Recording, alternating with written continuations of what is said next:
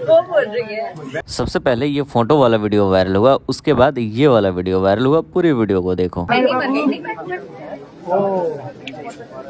अरे उसमें फिल्म में रियल में थोड़े वो बोल रही है।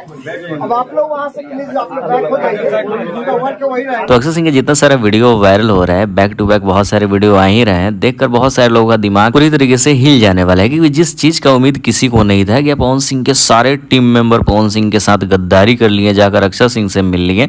तो देखो, अक्षय सिंह का एक फिल्म था जिस फिल्म का नाम रुद्राभिषेक, उस फिल्म का प्रमोशन करने पहुंची पटना, जहां पे पवन सिंह के सारे टीम मेंबर पहुंच गए।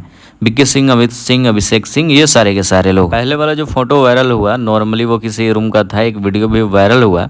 लेकिन ये जो दूसरा वीडियो है, कन्वर्सेशन भी सुनने को मिला होगा शुरू के वीडियो क्लिप में। बाकी कितने सारे वीडियो आते हैं मुझे नहीं पता, लेकिन हर एक वीडियो दिखाया जाएगा चैनल पे। बस चैनल को सब्सक्राइब करे रहना। और आप सबकी राय इन सभी चीज़ों पे क्या है, अपनी बातों को लिखिए। जितना हो सके इस वीडियो को शेयर कीजिए ताकि सबको पता चले।